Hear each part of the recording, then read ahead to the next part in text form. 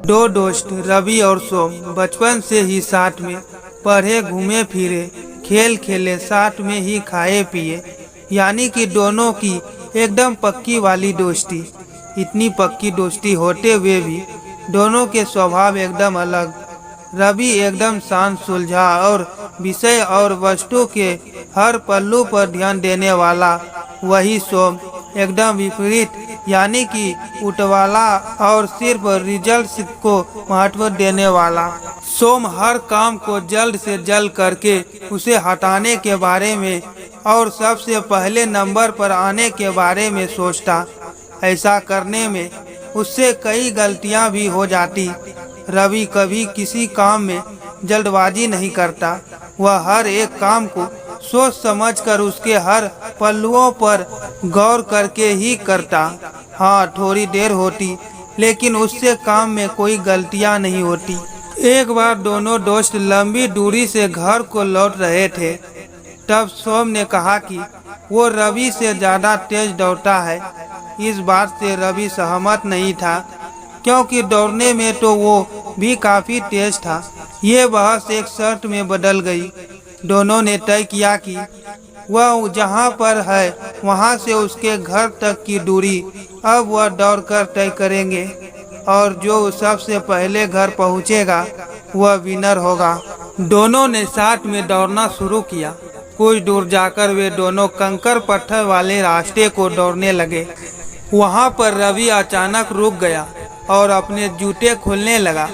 उसे ठहरा हुआ देख सोम ने मुस्कुराते हुए कहा, क्या हुआ, अभी से हार मान ली?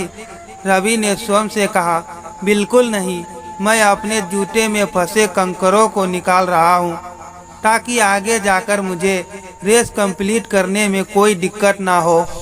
वो बोला, मुझे छोटे मोटे कंकरों की परवाह नहीं है, मैं किसी भी हालत में तुमसे पहले यह रेस कंप्लीट कर लूँगा। इतना कहकर सोम आगे बढ़ गया। रवि ने अपने जूतों से कंकर निकाले और अपनी रेस फिर से शुरू की। अभी आधा ही रास्ता तय हुआ था। रवि दौड़ते दौड़ते संग तक पहुंच गया। उसने देखा कि सोम की रफ्तार धीमी हो चुकी है।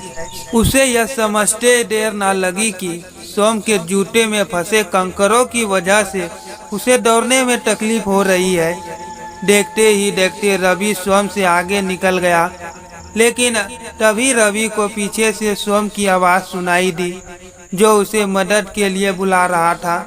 रवि तुरंत पीछे मुड़ा और अपने दोस्त की मदद करने के लिए उसके पास पहुंच गया।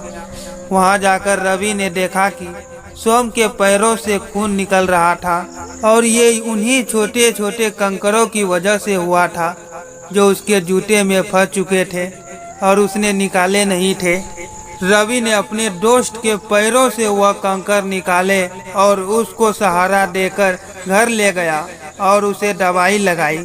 सुनकर काफ़ी ज़्यादा घायल हो गया था, इसलिए उसे ठीक होने में काफ़ी लंबा समय लगा। सोम को इस बात का हमेशा सोच रहा। उसने सिर्फ मंजिल पर ध्यान दिया और बाकी चीज़ों को इग्नोर किया। दोस्तों, दुनिया में दो तरह की सोच रखने वाले लोग होते हैं। एक वह जो मंजिल को ज़्यादा महत्व देते हैं और सफ़र पर ध्यान नहीं देते, और दूसरे वो जिन्हें सफ़र पे भी उतना ही दिलचस्पी होती है, वह सफ़र को भी उतना ही एंजॉय करते हैं जितना कि मंजिल को। और ऐसे लोग जानते हैं कि मंजिल तक पहुंचने के लिए सफ़र में कई सारी चीज़ों पर ध्यान देना पड़ता है, और आखिर में वही सही सलामत अपनी मंजिल पर पहुंचकर उसका आनंद ले पाते हैं। दोस्तों, ये कहानी हमें बहुत ही महत्वपूर्ण बात सिखाती है कि हमें अपनी मंजिल पर ज़रूर फोकस करना चाहिए, लेकिन उस मंजिल तक पहुंचने के सफ़र को अगर हम सोच समझ कर तय करें, उसका आनंद लेते हुए तय करें, तो मंजिल पर पहुंचकर हमें ज़्यादा खुशी होगी।